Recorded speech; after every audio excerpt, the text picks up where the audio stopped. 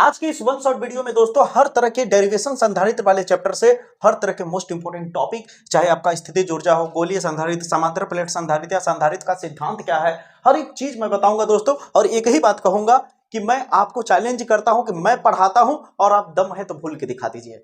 जो डेरिवेशन बताऊंगा उसे लेकिन ईमानदारी से देखिएगा, इतना यूनिक तरीके से समझाऊंगा, कमजोर से कमजोर बच्चे को समझ में आ जाएगा। इतना आसान तरीके से डेरिवेशन एकदम मक्खन कर दूंगा दोस्तों। बस वीडियो को पूरा अंत तक देखिएगा। इससे पहले का जो वन शॉट वीडियो आपने देखा होगा दोस्तों, यहाँ पे आपका थंबनेल चल रहा होगा, 7 डेरिवेशन मैंने करा दिया है 2 ही वीडियो में। और उसको जो फॉलो किया होगा उसको तो पता चल गया होगा कि कितना मजेदार तरीके से डेरिवेशन समझाने वाला हूं दोस्तों। और अगर उसका वीडियो आपने नहीं देखा होगा दोस्तों तो इस वीडियो को जरूर देखिएगा जाकर के। यहाँ पे 7 मोस्ट इंपोर्टेंट डेरिवेशन मैंने करा दिया है 2 वीडियो के अंदर ही। आज इस वीडियो में हम लोग 4 मोस्ट इंपोर्टेंट डेरिवेशन करेंगे दोस्तों। और इस चैप्टर के अंदर जितने भी महत्वपूर्ण टॉपिक हो सकते हैं जो बोर्ड एग्जाम में आ सकता है वो सारे टॉपिक कराऊंगा दोस्तों। याद रखिएगा समय कम है, इसलिए मैं वही कराऊंगा जो बोर्ड एग्जाम में आएगा, वही कराऊंगा जो बोर्ड एग्जाम में आ सकता है। क्योंकि याद रखना दोस्तों वक्त बहुत कम है, इसलिए दोस्तों एकदम सही रणनीति के साथ हमें फूक फूक के कदम रखना पड़ेगा। इसलिए जो बता रहा हूं उसे बड़ी ध्यानपूर्वक सुनिएगा, देखिएगा, समझिएगा। ठीक है दोस्तों, स्टार्ट करते हैं। दोस्तों अगर हम डायरेक्ट डेरिवेशन की तरफ जाएंगे तो बहुत सारी रुकावट आएंगी, बहुत सारी नॉलेज का दिक्कत होगा। इसलिए दोस्तों सबसे पहले हम लोग क्या करते हैं, बेसिक चीजों को जान लेते हैं। जैसे संधारित्र क्या है, संधारित्र की धारिता क्या होती है, तब जाकर के डेरिवेशन में अच्छा फील आ पाएगा दोस्तों। तो आइए बिना देरी के समझाता हूं। संधारित्र क्या होता है पहले समझिए, फिर धारिता समझते हैं उसकी। ठीक ना, जैसे मान लीजिए मेरे पास प्लेट है, मान लीजिए एक चालक प्लेट है। किस तरह का प्लेट है? चालक प्लेट है। ठीक ना, क्या है? चालक प्लेट है बाबू। अब इस चालक प्लेट में क्या किया, हम कहीं किनारे से आवेश देने लगे। क्या देने लगे? प्लस क्यू आवेश। अगर हम इस चालक प्लेट में आवेश देने लगेंगे तो धीरे धीरे आवेश इकट्ठा होने लगेगा, आवेश इकट्ठा होने लगेगा भैया, आवेश और इकट्ठा होगा। आओ राजा रे बाबू, आओ राजा, आओ राजा, आओ राजा, आजा रे। बहुत सारे आवेश इकट्ठा होने लगेंगे और एक ऐसी वक्त आएगा कि आवेश बाहर की तरफ, कहां, वायु में स्केप करने लगेगा या क्षरण होने लगेगा, नष्ट होने लगेगा। यानी आवेश का क्या होने लगेगा? क्षरण यानी नष्ट होने लगेगा। क्यों? क्योंकि जब पूरी तरह से, अरे ऐसे समझ लो ना कि मान लो बाल्टी में पानी है, ये बाल्टी है, पानी भर रहे हो, भर रहे हो, भर रहे हो, भर रहे हो, भरता जाएगा, भरता जाएगा। जब पूरा पानी फुल हो जाएगा तो पनिया तो नीचे गिरेगा ना बाबू, पानी क्या होगा? नीचे गिरने लगेगा, गिरेगा कि नहीं? तो उसी तरह जो आवेश हम दे रहे हैं, एक तरफ से दे रहे हैं, एक तरफ से फालतू हो रहा है, एक तरफ से फालतू खराब होता जा रहा है। तो हम क्या करेंगे कि इसको कुछ इस तरह से हम बनाने की कोशिश करेंगे, इसको इस तरह से कुछ डिजाइन करने की कोशिश करेंगे, इसको इस हिसाब से कुछ बनाने की कोशिश करेंगे कि ये जो आवेश नष्ट हो रहा है ये आवेश नष्ट ना हो, इसमें आवेश और ज्यादा इकट्ठा किया जा सके बिना नष्ट के। तो यहाँ पे कई तरीके होते हैं, आप देख सकते हैं। अगर इसे मैं कहीं पृथ्वी से ऐसे संपर्कित कर दूं तो क्या होगा? आवेश नष्ट होगा नहीं, आवेश नष्ट नहीं होगा। या फिर यहां पे 2 प्लेट आपस में लगा दो, ऐसे एक प्लेट के बगल में एक प्लेट और कर दूं, समझ आ रही मेरी बात है? एक प्लेट और कर दूं तो यहां से जो धन आवेश है वो नष्ट नहीं होगा। क्यों नहीं होगा वो आगे जानोगे। पहले इतना जानो कि अगर इसके बगल में एक और प्लेट लगा दूं तो ये धन आवेश जो वायु में जाके जो स्केप कर रहा था, नष्ट हो रहा था, वो नष्ट होना बंद हो जाएगा। अब कहोगे कैसे, क्यों? उसका जवाब आगे मिलेगा। अभी इतना समझ में आ गया होगा कि अगर कोई प्लेट है जिसपे हम आवेश दे रहे हैं तो आवेश को, जो फालतू में नष्ट हो रहा है आवेश, उसको रोकने के लिए एक ऐसी सिस्टम बनाई जाती है जिससे इसके आकार में बिना परिवर्तन किए, इसके आकार में बिना परिवर्तन किए कुछ ऐसा किया जाता है इसमें कि आवेश नष्ट ना हो। तो जो बनने वाला सिस्टम होता है, जो एक नया चीज बन जाता है, डिवाइस, उसी को बोला जाता है संधारित्र। क्या बोला जाता है? संधारित्र। इतनी बात समझ में आई कि नहीं? इतनी बात समझ में आई। अब ध्यान से समझना। अब संधारित्र तो समझ में आ गया, अब ये धारिता क्या है, संधारित्र की धारिता क्या है। देखो कोई भी चीज है, जैसे बाल्टी है, बाल्टी में पानी क्या कर रहे हो? धर रहे हो, पानी धर रहे हो, धर रहे हो, धर रहे हो, भरता जा रहा है, भरता जा रहा है। तो पानी, बाल्टी क्या हो गया? पानी धरने का एक साधन हो गया। ठीक है, उसी तरह ये जो प्लेट है, प्लेट में क्या रख रहे हो? आवेश रख रहे हो। इस प्लेट पे क्या आता जा रहा है? आवेश आता जा रहा है। तो ये प्लेट क्या कर रहा है? आवेश धारण कर रहा है। क्या कर रहा है? धारण। तो याद रखना, किसी युक्ति या किसी साधन द्वारा, ठीक है, साधन मतलब प्लेट हो सकता है, गोलीय प्लेट हो सकता है, बहुत सारा चीज हो सकता है, समतल प्लेट हो सकता है, इसलिए मैं कोई साधन कह रहा हूं। साधन का मतलब कुछ भी साधन हो सकता है रखने के लिए आवेश। ठीक है, तो आवेश धारण करने की जो क्षमता होती है, आवेश धारण करने की जो क्षमता होती है वो क्या होती है? संधारित्र कहलाता है। उसकी क्या होती है? धारिता कहलाती है। आवेश धारण करने की क्षमता को ही क्या कहते हैं? धारिता कहते हैं। आवेश धारण करने की क्षमता को ही उसकी क्या कहते हैं? धारिता कहते हैं। एक खास बात बताता हूं, ये बात तुम 10th में पढ़ा होगा कि जो आवेश होता है वो डायरेक्टली प्रोपोर्शनल होता है V के। यानी भी क्या है आपका विभवांतर है। क्या है दोस्तों? विभवांतर। अगर नहीं समझ में आता विभवांतर क्या है तो अभी मैं साइड में हल्का सा बताऊंगा, हिंट देके ही डेरिवेशन पे जाऊंगा, चिंता मत करिए। अब देखिए समझिए, यहां तक आपको समझ में आ गया होगा, तो इसे समझिए थोड़ा सा। ये जो आवेश है, आवेश अगर तुम बढ़ाओगे तो विभवांतर भी बढ़ता जाएगा। क्या होगा? आवेश और बढ़ाओगे विभवांतर और बढ़ता जाएगा। क्या होगा? विभवांतर और ज्यादा बढ़ता जाएगा, पोटेंशियल डिफरेंस और ज्यादा बढ़ता जाएगा। जैसे कहने का मतलब है मेरा कि यहाँ पे एक प्लेट है मानो, और एक प्लेट यहाँ पे है। ध्यान से समझना, दोनों प्लेट है, बस साइज छोटा बड़ा है। अब यहाँ पे क्या है कि आवेश है। एक सवाल पूछूंगा, जवाब देना, पक्का दोगे ना?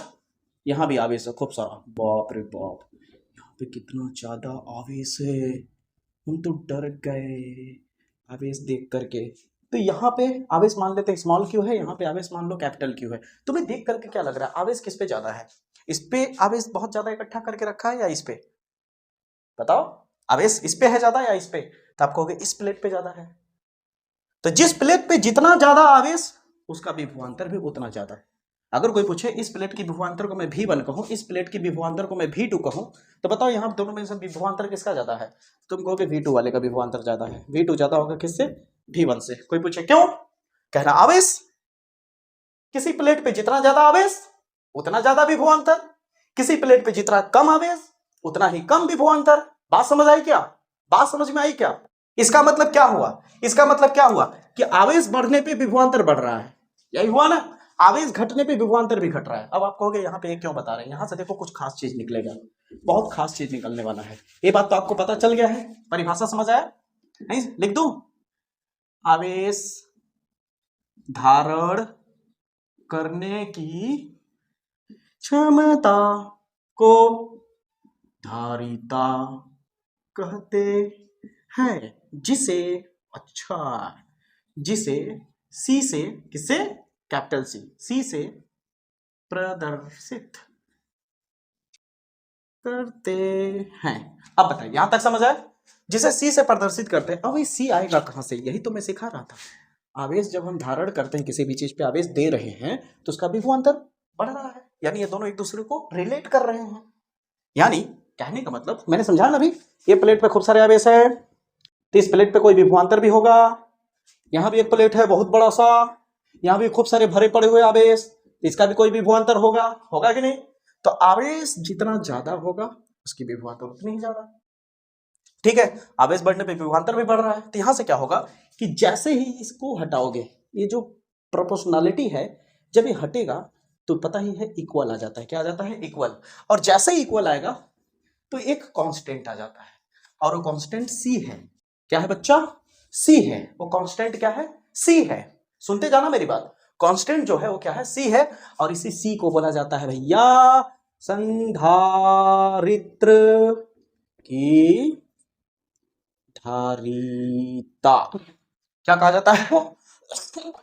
संधारित्र की धारिता कही जाती है। यहां तक समझ आया? इसे थोड़ा मिटा दो, एक बार और रिपीट कर दो। संधारित्र क्या है पता है ना? याद रखना, कोई भी प्लेट है उसमें आवेश डालते जा रहे हैं, लेकिन आवेश बाद में एक ऐसा होता है, भरने के बाद क्या होता है? बाहर गिरने लगता है। तो हम कोई ऐसा दिमाग लगाते हैं कि इसको क्या कुछ ऐसा बनाया जा सकता है क्या कि आवेश जो बाहर जा रहा है वो रोका जा सके, और अपने मन मुताबिक आवेश और ज्यादा इसमें डाल सको।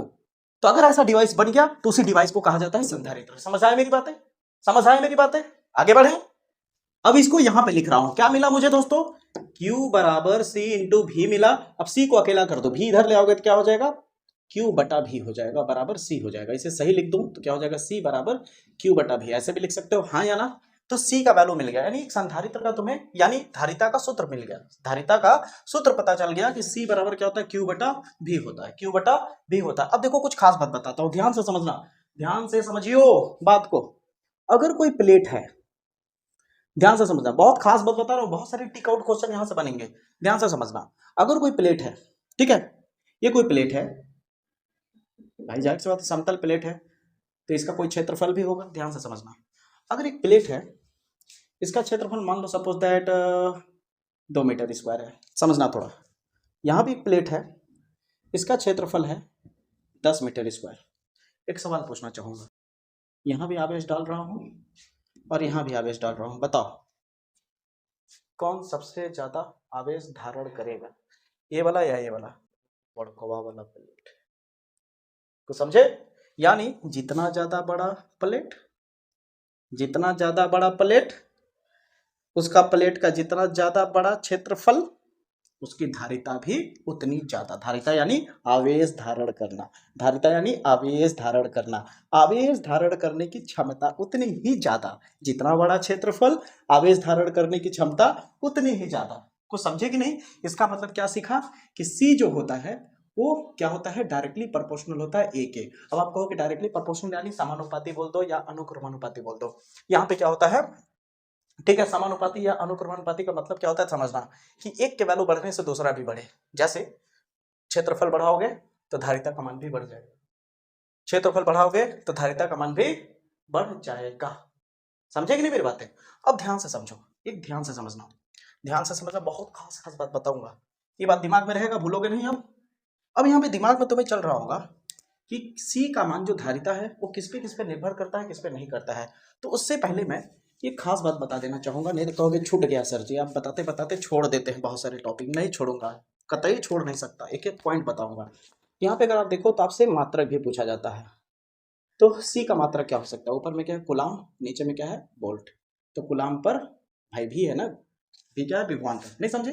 ये है आवेश और ये क्या है, विभवांतर। नहीं समझते विभवांतर क्या होता है क्या? मैं समझा दो, तुरंत समझा दो। देखो, विभव पहले समझ लो फिर विभवांतर समझना, ठीक है? मान लो यहाँ पे कोई एक पॉइंट ए है और खूब दूरी पे, बहुत दूर जाकर के, अनंत दूरी पर एक आवेश है, अनंत दूरी पर एक आवेश है, और उस आवेश को तुम यहां से इस पॉइंट पे लाना चाहते हो। ये तुम्हारा घर है और वो चंद्रमा पे बैठा हुआ है आवेश, उस चंद्रमा पर से आवेश को ले आना चाहते हो अपने घर पे, अपने द्वार पे। तो आवेश को यहां से यहां तक लाने में कोई तो कार्य करना होगा, कोई तो कार्य करोगे। कार्य मतलब समझ रहे हो ना, वर्क, यहां से यहां लाने में। तो किसी एकांक परीक्षण आवेश को अनंत से किसी एक निश्चित बिंदु तक लाने में जो किया गया कार्य है वही उसका क्या है दोस्तों, विभव है। क्या है, विभव भी। और यही फार्मूला हो जाता है W/Q। अब बताओ समझे कि नहीं? यही विभव होता है, यही विभवांतर होता है। अब देखो ध्यान से समझना, अगर मान लो, ये तो समझ आ गया। अब मान लो एक बिंदु ए है, एक बिंदु बी है, इस बार आवेश बहुत नजदीक रखा हुआ है, इस बार आवेश बहुत नजदीक रखा हुआ है, नॉर्मल मान लेते हैं थोड़ी सी दूरी पे। तो इसको इस जगह से इस जगह तक लाओगे तो जो किया गया कार्य होगा वो जो भी निकलेगा वो विभव नहीं, वो विभवांतर होगा, पोटेंशियल डिफरेंस। समझ आई मेरी बातें? ये भी ध्यान रखना। इसके बाद क्या और चीज सीख लो, तक सीख लिए तो विभवांतर का फार्मूला तुम्हें पता चल गया, V इक्वल टू क्या है, W/Q होता है। एक फार्मूला ये याद रखना, और एक और फार्मूला होता है V इक्वल टू 1/4πε0 Q/R होता है। नहीं मालूम तो सिखा दूंगा, चिंता मत करो, ठीक है? इसमें वीडियो है, जाके चेक कर सकते हो, ठीक है? अब यहां तक आपके दिमाग में रहना चाहिए, ठीक है दोस्तों? दोनों जो बताया इसको ध्यान में रखना, भूलना मत, ठीक ना? क्योंकि ये डेरिवेशन में काम आएगा। अब ध्यान से समझना, मात्रक की बात कर रहे थे ना, तो देखो आवेश का मात्रक होता है कूलाम, बटे का मतलब होता है पर, और ये क्या है, विभवांतर, विभवांतर का मात्रक होता है वोल्ट। क्या होता है, वोल्ट। तो कूलाम पर वोल्ट हो जाएगा, क्या हो जाएगा, कूलाम पर वोल्ट हो जाएगा, ठीक है? या इसे फैरेड भी कह सकते हैं। क्या कह सकते हैं, फैरेड। ध्यान रखना, क्या कह सकते हो, फैरेड, भूलना मत, ठीक ना? धारिता का मात्रक या तो कूलाम पर वोल्ट, क्या चीज, कूलाम पर वोल्ट, या फिर फैरेड, या फिर फैरेड। इतनी बात समझ आई? इतनी बात क्लियर हो गई? चलिए आगे बढ़ते हैं। यहां तक आप जान लिए तो ये जान लीजिए कि जो सी होता है, जो धारिता, धारिता का मान किस पर निर्भर करता है और किस पर नहीं करता है। आपने सुना होगा कभी कभी कि जो दिखता है वो होता नहीं, और जो होता है वो दिखता नहीं। यानी यहां आपको दिख रहा होगा कि C बराबर Q/V है, तो कोई भी सोच लेगा कि अरे अरे फार्मूला है C बराबर Q/V, तो जाहिर सी बात है Q और V पे निर्भर करता होगा इसका C का मान। तो जानकारी के लिए बता दो कि नहीं करता, नहीं करता, जाइए नहीं करता। अब आप कहेंगे क्यों, बताता हूं मैं। देखिए आपसे एक सवाल करता हूं, आपके पास एक बाल्टी है मान लीजिए, फिर से आप कहेंगे दिन भर बाल्टी आ रहा है सर जी, आपका बाल्टी खो गया था कहा? हाँ यार, क्या करें, मेरा बाल्टी तो चुरा के ले गया कोनो। अब देखो मान लो यहाँ पे एक बाल्टी है, ठीक ना? एक बाल्टी है, मान लो सपोज दैट 5 लीटर का, कितना, 5 लीटर का बाल्टी है, इसके अंदर 5 लीटर का चीज आ सकता है। तो अगर इसमें 5 लीटर का चीज आ सकता है तो तुम पानी इसमें आधा भरो चाहे पूरा भरो, लेकिन इसकी धारिता तो नहीं रहेगी ना। बात समझे कि नहीं? उसी तरह कि जब एक प्लेट है एक प्लेट मान लो इसकी धारिता इतना बड़ा प्लेट है, तो इसमें जो आवेश तुम धारण कर रहे हो, तो आवेश कम करो चाहे ज्यादा करो, इसकी जो क्षमता है रखने की वो तो उतना ही रहेगी ना। चाहे तुम आधा भर दो तो भी तो उसकी क्षमता जितनी उतना ही रहेगी। आधा भर लिए तो क्या भरना है तो पूरा भर लो, वो थोड़ी ना मना कर रहा है। अब आधा भर के गए हो तो हम वो का जाने भाई, इसकी क्षमता तो पूरी है ना। हाँ तुम पूरा भर लो भाई, कोई दिक्कत नहीं है, आधा भर रहे हो तो उससे क्या, लेकिन जो क्षमता है वही बनी रहेगी। समझिए बात को पहले। तो इसका मतलब ये कह सकते हो कि C का मान Q पे निर्भर नहीं करता, V पे निर्भर नहीं करता। क्यों? क्योंकि Q पे जब निर्भर नहीं करता तो V पे कर ही नहीं सकता, क्योंकि Q की वजह से V है, Q की वजह से V है। Q बढ़ता है तो V बढ़ता है, Q घटता है तो V घटता है। अब बुक में देखिए एक जगह लिखा होगा ऐसे करके, ऐसे, ये गलत है, ये जगह पे पॉइंट गलत है। समझ आ रही मेरी बात है? ये बिल्कुल गलत है दोस्तों, याद रखिएगा। C का मान V पे निर्भर नहीं करता, बुक में अगर दिया हो तो गलत है। अब यहाँ पे देखिए, तब C का मान अगर V और इस पे Q पे निर्भर नहीं कर रहा है तो किस पे निर्भर करता है? अब एक बात आपको बता दिया मैंने कि C का मान A पे निर्भर करता है, बताया था कि नहीं? प्लेट जितना बड़ा लोगे धारिता उतनी बढ़ती जाएगी, प्लेट जितना छोटा धारिता उतनी छोटी। समझ आएगी नहीं मेरी बातें? अगर यहां तक इस चीज समझ में आ रहा है तो एक और चीज समझो, एक और चीज समझना थोड़ा सा, कि अगर एक प्लेट के बगल में एक और प्लेट रख दिया जाए, एक प्लेट के बगल में एक और प्लेट रख दिया जाए कुछ दूरी पर, दिख रहा है दूरी? अगर इसकी दूरी घटाओगे, प्लेट और चिपकाते जाओगे तो इसकी धारिता बढ़ती जाएगी। प्लेट और नजदीक लाओ धारिता और बढ़ेगी, प्लेट और नजदीक लाओ धारिता और बढ़ेगी। अब चलो उल्टा बोलता हूं, प्लेट दूर करो धारिता घटेगी, प्लेट दूर करो धारिता घटेगी, प्लेट दूर करो धारिता घटेगी। यहां तक समझ आया? इसका मतलब C जो होता है वो D के इनवर्सली प्रोपोर्शनल है। इनवर्सली का मतलब होता है व्युत्क्रमानुपाती। व्युत्क्रमानुपाती शब्द कब आता है दोस्तों?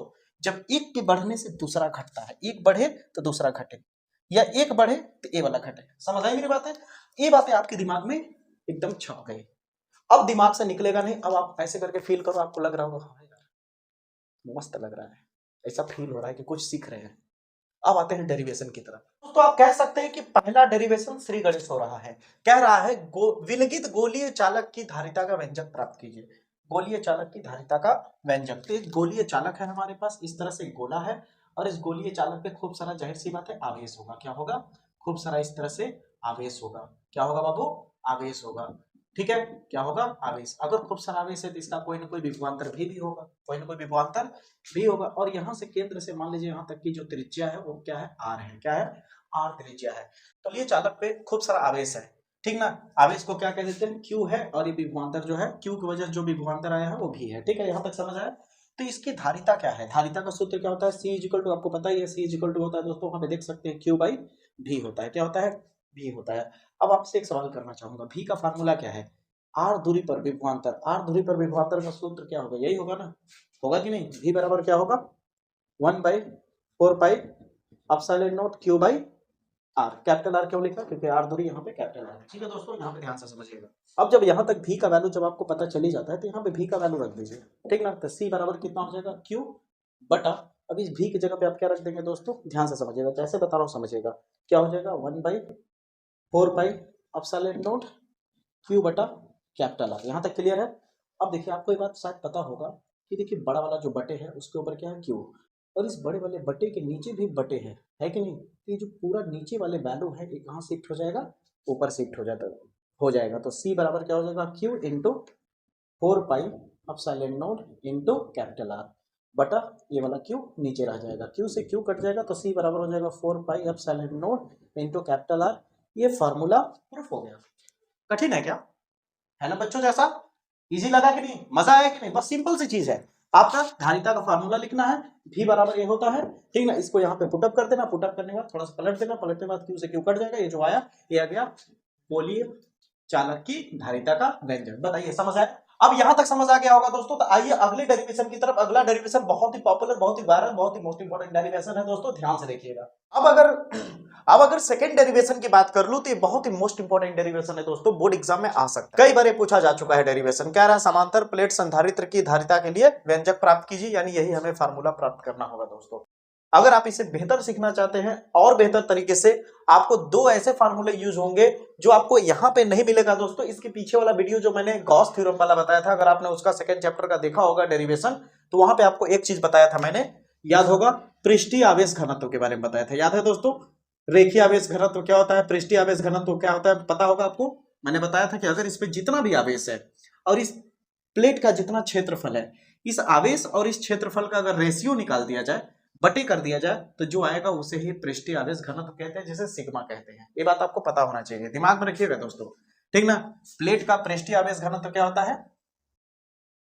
प्लेट का पृष्ठीय आवेश घनत्व, ये आपको पता चल गया। सिग्मा बराबर क्या होगा?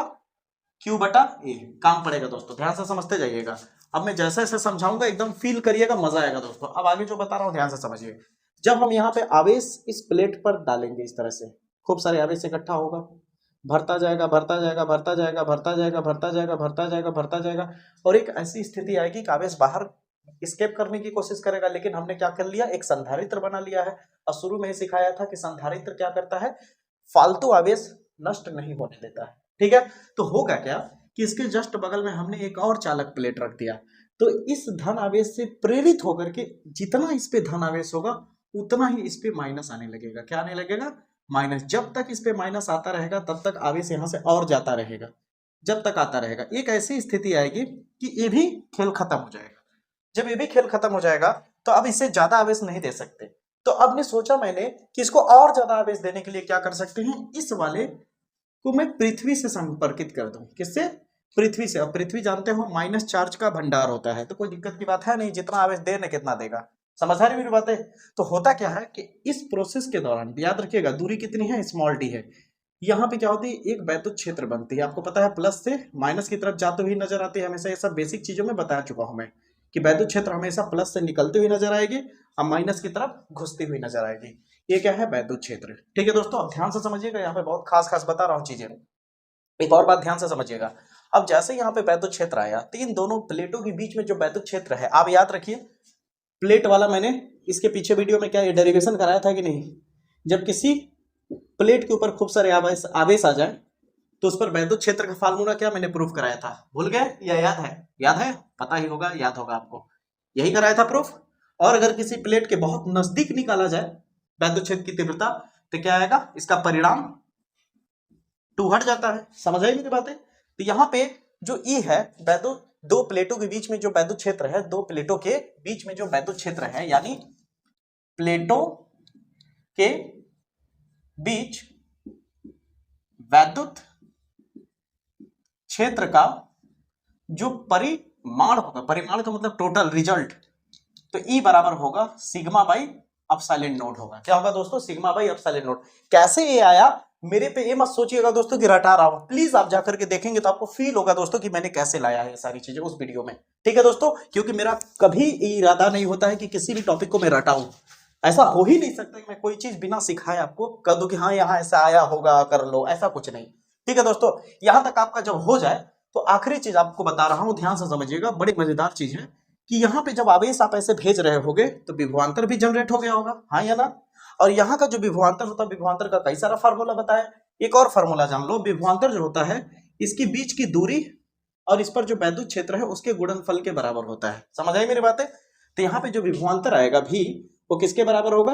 E इंटू डी के बराबर होगा। किसके? E इंटू डी के। अब ध्यान से समझना, हो सकता है इस प्लेट के बीच में कोई परावैद्युतांक रखा हो के, ये भी हो सकता है, और ये भी हो सकता है कि नहीं भी रखा हो। अब परावैद्युतांक होता क्या है?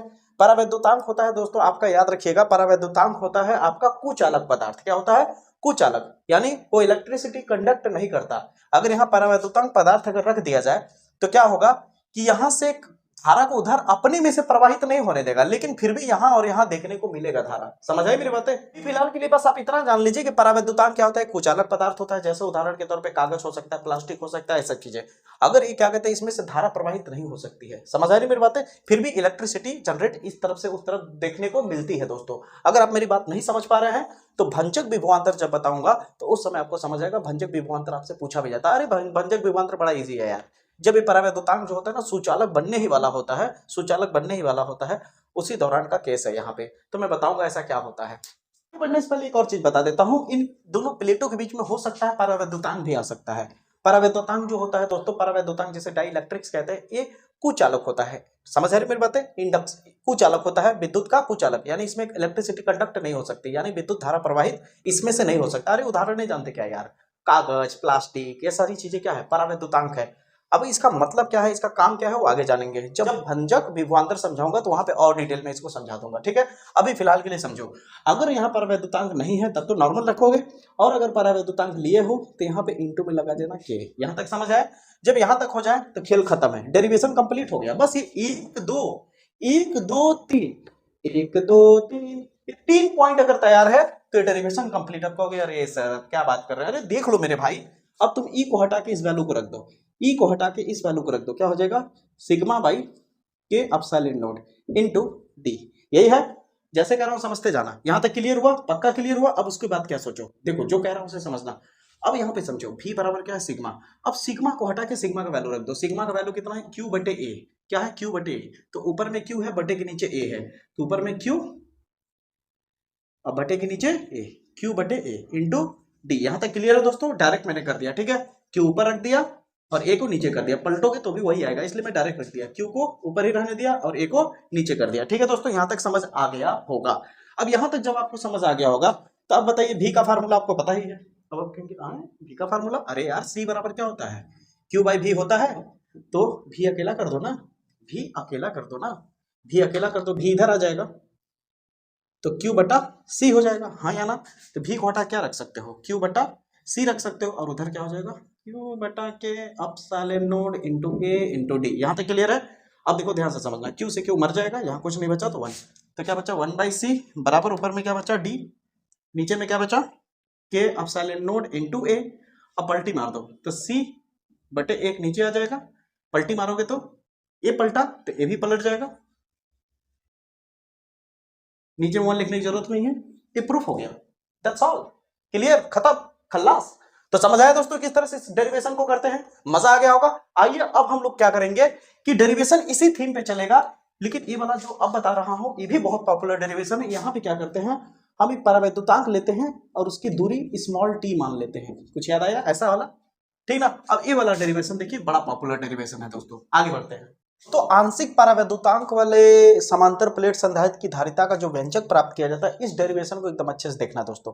अगर इस डेरिवेशन को समझ गए तो समझ लो इस चैप्टर का आधा से ज्यादा यानी 80% तुमने काम कर लिया। इसके बाद नॉर्मल 2 डेरिवेशन आपका आएगा दोस्तों, जो कि ये जो संधारित्र है आपस में जुड़ते हैं, एक श्रेणी क्रम में और समांतर क्रम में, जिस पे जाकर के आगे न्यूमेरिकल बनेगा, और आ भी जाता है न्यूमेरिकल। इस तरह का न्यूमेरिकल आपको पता भी होगा, इस तरह का न्यूमेरिकल बहुत पॉपुलर है दोस्तों, पता है कि नहीं आपको? इस टाइप का न्यूमेरिकल आपको पूछा जा सकता है एग्जाम में, इस तरह का न्यूमेरिकल। कहेंगे अरे सर यही वाला तो न्यूमेरिकल आता है जो आपने बताया। सब न्यूमेरिकल बताऊंगा, चिंता मत करिए, ठीक है दोस्तों।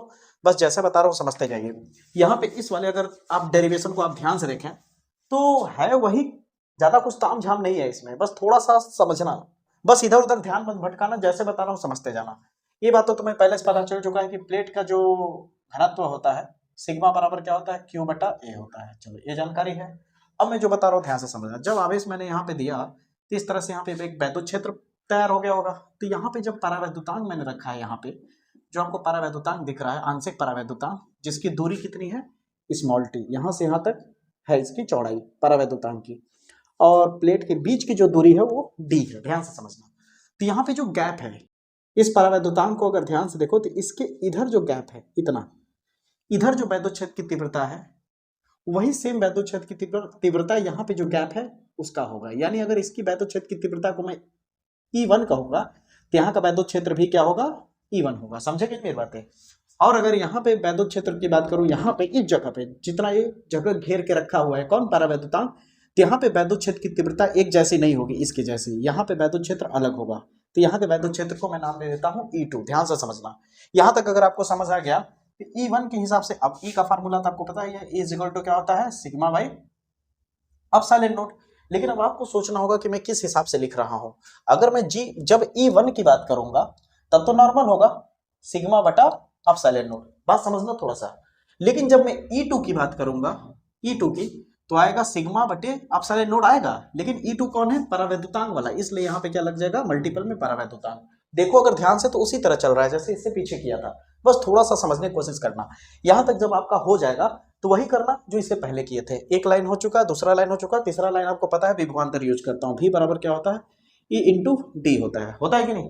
अब इस बार देखा जाए तो E भी 2 बार है, ठीक है, E1 और E2, E1 और E2 दो बार वैद्युत क्षेत्र है, तो इसकी दूरी भी अलग अलग है। E2 वाले की दूरी अलग है, E1 वाले की दूरी, E1 की दूरी यहाँ पे आधी है और E1 की दूरी आधी यहाँ पे है, यानी दूरी भी अलग अलग है। तो इसका मतलब जो भी होगा डायरेक्ट ऐसे नहीं लिख सकते, एक बार E1 के लिए लिखेंगे और प्लस करके एक बार E2 के लिए लिखेंगे। तो E2 के लिए दूरी कितनी है, D है, ये तो नॉर्मल हो गया। लेकिन अब आती है बारी E1 के लिए दूरी लिखने की, तो क्या E1 के लिए दूरी D लिखेंगे? नहीं दोस्तों, E1 के लिए दूरी D नहीं लिखेंगे। क्यों? क्योंकि E1 जो है केवल यहां तक है, दिखा, यहां तक और यहां तक, तो ये तो यूज हो ही नहीं रहा है ना, कौन यूज नहीं हो रहा है, इतना ना। तो इसका मतलब अगर मैं D में से T घटा दूं, अगर इस पूरे D में से T घटा दूं, T घटा दूं मतलब T हटा दूं, इतना इतना हटा दूं, इतना हटा दूं, इतना हटा दूं, तो इतना बचा और इतना बचा कि नहीं?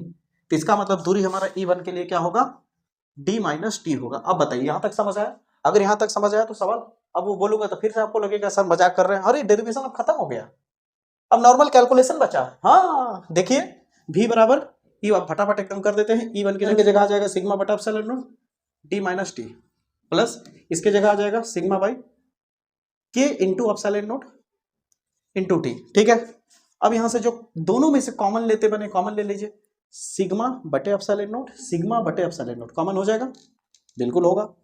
अब अंदर क्या बचा बोलिए, इसको ऐसे ब्रैकेट कर लेते हैं, अंदर क्या बचा, D माइनस T बचा, प्लस बचा, और ऊपर में T बचा, नीचे में K बचा, हाँ या ना, ऊपर में T नीचे में K। यहां तक समझ में आ गया होगा। अब इसके बाद क्या करना है, ध्यान से समझिए, इसके बाद आपको क्या करना है, V लिखना है, सिग्मा को हटा के सिग्मा का वैल्यू रख देना है। सिग्मा का वैल्यू कितना है, Q बटे A, तो ऊपर में Q है, बटे के नीचे A है, तो ऊपर में Q कर देंगे और बटे के नीचे A कर देंगे, और एप्सिलॉन नॉट पहले से ही नीचे में है। फिर हमारे पास क्या बचा, D minus T plus T बटा K। बताइए प्यारे बच्चों, यहां तक क्लियर हुआ कि नहीं? बिल्कुल क्लियर हुआ। अब आगे तो आप भी जान रहे होंगे कि अब इसके बाद क्या करूंगा, बस V को हटा के C में कन्वर्ट कर दूंगा। तो मैं यहाँ पे करता हूँ, ध्यान दीजिएगा। तो आपको पता होगा दोस्तों V बराबर क्या होता है, अरे पहले ये समझ लीजिए, C बराबर क्या होता है, तो Q बटा V होता है, तो V इधर ले आओगे तो क्या हो जाएगा, Q बटा C हो जाएगा, होगा कि नहीं? तो अब इस V को हटा के मैं क्या रख सकता हूँ, Q बटा C, इस V की जगह पे क्या रख सकता हूँ, Q बटा C। तो अब जगह नहीं है, अब इसे मिटा देते हैं, इसका कोई जरूरत नहीं है। अब दोस्तों जब आपको पता ही है इतना कि V को हटा के मैं क्या रख सकता हूँ, Q बाई C रख सकता हूँ, तो V को हटा के हम क्या रख देंगे, Q बटा C रख देंगे, और इधर क्या आ जाएगा, Q बटा A एप्सिलॉन नॉट ब्रैकेट में D minus T plus T by K।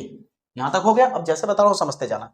अब हो गया क्या मेरे भाई कि यहां से Q कैंसिल हो जाएगा, बराबर के इधर भी ऊपर में Q, बराबर के इधर भी ऊपर में Q कट जाएगा, तो यहाँ कुछ नहीं बचा तो 1, यहाँ कुछ नहीं बचा तो 1, तो यहाँ पे आ जाएगा 1 बाई C, और यहाँ जाएगा, अब यहाँ पे है, ध्यान से समझना जैसे बता रहा हूँ, मजा आएगा दोस्तों।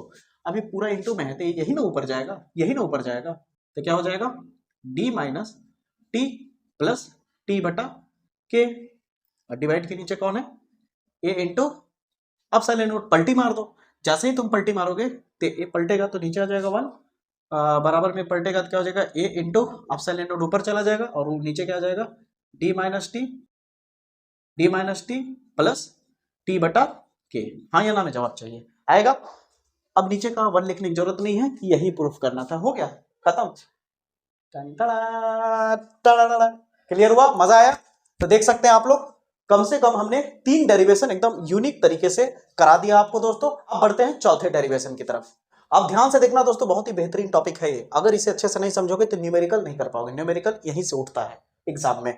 तो ध्यान से समझना दोस्तों, कह रहा है संधारित्रों का संयोजन क्या होता है। तो 2 तरह का होता है, एक श्रेणी क्रम होता है और एक समांतर क्रम। श्रेणी क्रम क्या होता है, देखिए पहली बात तो संयोजन का मतलब होता है कई सारे संधारित्र होंगे, कैपेसिटर होगा, आपस में कंबाइंड होंगे, ठीक ना। और जब आपस में जुड़ेंगे तो जुड़ने का 2 तरीका हो सकता है, एक श्रेणी और एक समांतर, यानी एक सीरीज कॉम्बिनेशन और एक पैरेलल कॉम्बिनेशन। तो कैसे होता है समझो, जैसे मान लो एक संधारित्र मेरे पास इस तरह है, एक के बाद एक जुड़ता जा रहा है, एक के बाद एक कोई जरूरी नहीं सीधा ही जाए, थोड़ा टेढ़ा भी हो सकता है, लेकिन एक के बाद एक जुड़ता जा रहा है ना, तो क्या है, सीरीज में है, श्रेणी क्रम है, क्या है, श्रेणी क्रम संयोजन है। ध्यान से समझना। समांतर क्या होता है कि अगर मान लो मेरे पास इस तरह से कैपेसिटर है, ठीक ना, मान लो इस तरह से कैपेसिटर है, तो एक के बाद एक अगर मैं ऐसे करके जोड़ के छोड़ दूं, इधर वाले को न जोड़ू, तो ये श्रेणी में है, किसमें है, श्रेणी। अगर इधर वाले को भी जोड़ दूं इस तरह से, तभी किसमें आ गया, समांतर में आ गया। किसमें आ गया दोस्तों, समांतर में। आप कहोगे कैसे, देखो इस वाले का इस तरफ का सिरा इस वाले के इस तरफ के सिरे के साथ जुड़ा हुआ है, इस वाले का इस तरफ का सिरा इस वाले के सिरे की तरफ जुड़ा हुआ है, तो ये समांतर हो गया। समझ आई मेरी बातें? ये 2 हो सकता है, 3 भी हो सकता है। समझ आ रही मेरी बातें? इस तरह से। अब यहाँ रही बात क्या कहते हैं इसके डेरिवेशन की, तो इसका डेरिवेशन एग्जाम में नहीं आता है, इसलिए मैं डायरेक्ट इसका फार्मूला बता देता हूँ। जब श्रेणी क्रम का यूज होगा तो फार्मूला होता है 1/c बराबर होता है 1/c1 plus 1/c2 plus 1/c3 dash dash dash dash. अभी सवाल कराऊंगा 1-2 तो जरूर, ठीक ना। असमांतर क्रम की बात हो तो c बराबर क्या होता है c1 plus c2 plus c3, इस तरह से फार्मूला बनता है, ठीक है दोस्तों, याद रखना।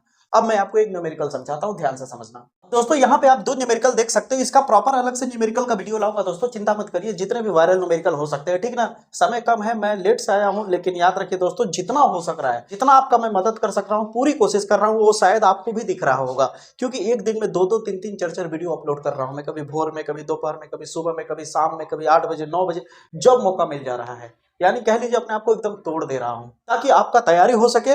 और सबसे बड़ी चीज, इतना कर रहा हूं तो इसका कारण सबसे बड़ा है आपका भरोसा जितना, बस इतना ही है, समझ लीजिए, ठीक है दोस्तों। तो ध्यान से समझिए, यहां पे क्या है दोस्तों कि आप 2 न्यूमेरिकल देख सकते हैं। जब भी आपको इस तरह का न्यूमेरिकल आए, ठीक ना, इससे भी भारी भरकम न्यूमेरिकल कराऊंगा, अभी तो एक डेमो के तौर पे दे रहा हूं आपको, ठीक है, ताकि आप घर पे जाकर प्रैक्टिस कर सके। बस आपको फार्मूला समझ में आ जाए कि अगर आपको 1/c is equal to 1/c1 plus 1/c2 plus 1/c3 plus dash dash है, तो समझ लेना श्रेणी क्रम का है, किसका? श्रेणी क्रम का। और अगर समांतर की बात है, समांतर की अगर बात है, तो समांतर में क्या होता है दोस्तों, c बराबर सीधा सीधा होता है, ठीक ना, c2 plus c3 plus dash dash dash. इस डायग्राम को अगर आप ध्यान से देखो तो इस जगह पे आपको समांतर दिख रहा है, दिख रहा है कि नहीं? अगर इस समांतर को जब तुम हल कर लोगे, जब इसका आंसर आ जाएगा तुम्हारा, जब इसे हल करोगे तो कोई ना कोई आंसर आएगा ना। तो जब इसका आंसर आ जाएगा तो 2 ठो नहीं, फिर 1 ठो दिखने लगेगा। कैसा दिखने लगेगा? 1 ठो, और इसके बगल में पहले से ही 1 ठो ऐसे मौजूद है, समझे कि नहीं? फिर श्रेणी बन जाएगा। क्या बन जाएगा? श्रेणी। तो पहले इसे हल करोगे, समांतर को। जब समांतर और श्रेणी दिखे तो समांतर वाले को पहले हल करना। तो यहाँ पे देख सकते हो समांतर क्रम में दोनों है, नाम दे देते हैं, इसको c1 नाम दे देते हैं, इसको c2 और इसको c3। तो आप कह सकते हो c1 और c2 क्या है? आपस में समांतर क्रम में है। जब इसे हल करोगे, इसकी धारिता निकालने के लिए, तुल्य धारिता निकालने के लिए, तो क्या करोगे? आप दिखा दोगे कि c1 व c2 क्या है?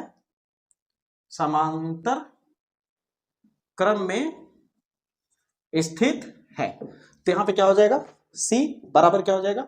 c1 plus c2। अब देखो c बराबर मैंने c1 प्लस c2 लिखा क्योंकि 2 ही लोग हैं, ठीक है। अब यहाँ पे खेल है, क्या मैं यहाँ डायरेक्ट c लिख दूं या कुछ और लिखूं? तो यहाँ पे मेरी बात को बड़ी गहराई से सुनना। क्या इसको हल करने के बाद क्या कोई और चीज हल नहीं करना है? इसमें सब खत्म हो जाएगा या इसके अलावा भी है कुछ? तो कहोगे हाँ सर, इसको हल करने के बाद ये वाला है, फिर जब अकेला हो जाएगा फिर इन दोनों को होगा हल, इन दोनों का हल होगा। इसका मतलब इसके बाद भी हल करना है, तो इसको मैं सी नहीं बल्कि सी डैश कहूँ। समझे मेरी बातें? तो क्या हो जाएगा? सी डैश बराबर हो जाएगा c1 कितना है? 4, c2 कितना है? 4, जोड़ दोगे तो कितना हो जाएगा? सी डैश बराबर हो जाएगा 8 माइक्रोफैरेड।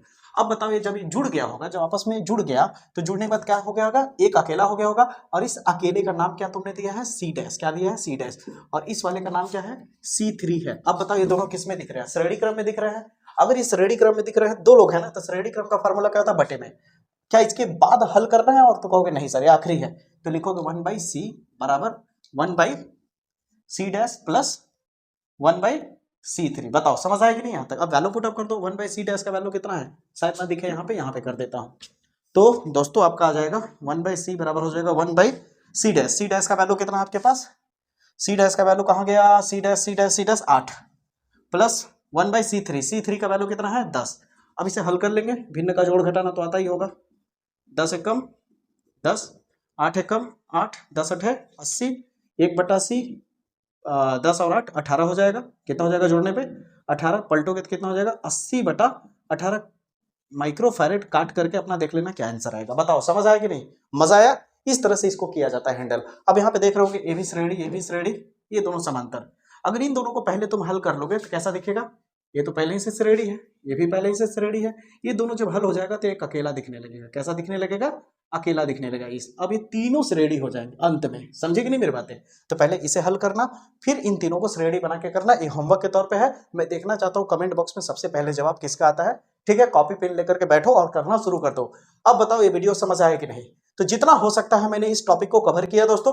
उम्मीद करता हूँ वीडियो पसंद आया होगा। अब आप सोच रहे होंगे सर आप नीचे में न्यूमेरिकल लिखे थे और आपने स्थितिज ऊर्जा U = ½ CV² लिखा, तो मैंने कुछ अभी बोला कि मैं न्यूमेरिकल का इसका प्रॉपर वीडियो लाऊंगा, ठीक है। उसमें आपको जो जो मेन चीजें हैं, जो न्यूमेरिकल आ सकते हैं, जैसे कि यहाँ पे बताया एक इस टाइप के भी न्यूमेरिकल आ सकते हैं, और वर्ड प्रॉब्लम वाले किस तरह के न्यूमेरिकल आएंगे, ये मैं वादा करता हूँ आपको 1-2 दिन के अंदर ही आपका न्यूमेरिकल का वीडियो प्रोवाइड कर दूंगा दोस्तों। बस आप प्लीज मेरी भी मजबूरी समझना कि बहुत समय कम है, फिर भी मैं जितना हो सकता है उतनी कोशिश आप तक वीडियो पहुंचाने की कर रहा हूं। और ये याद रखिएगा, लेट भला ही हो जाएगा, लेकिन याद रखिए कि जो भी मैं वीडियो बनाऊंगा वो एक बार देखने के बाद आपको बहुत ज्यादा तसल्ली होगा, बहुत ही अच्छे से समझ आएगा, और उस टॉपिक पे पकड़ बहुत अच्छी हो जाएगी, ताकि एग्जाम में अगर आपका वो आ जाए तो आप कभी भी ऐसा महसूस नहीं करोगे कि आपको कुछ आ ही नहीं रहा है, आप कुछ तो लिख के ही आ जाओगे। समझ आई मेरी बातें? अगर आप अच्छे से वीडियो को फॉलो कर रहे होगे तो डर बिल्कुल हटा दो कि तुम फेल होगे, कतई हो ही नहीं सकते, ये मैं चैलेंज देता हूं। बस जितनी वीडियो बना रहा हूं, जैसा वीडियो बना रहा हूं, जो जो मैं करा रहा हूं, उसे आप फॉलो करते जाओ। अपने से जो पहले से तैयार की हो अच्छी बात है, और जितना मैं कराते जा रहा हूं उसे करते जाओ। लगातार बम्पर वीडियो आता रहेगा, ये गारंटी के साथ कहता हूं। अंत में बोल के जा रहा हूं, हार नहीं मारूंगा, मरते दम तक कोशिश भरपूर करूंगा। जय हिंद, जय भारत।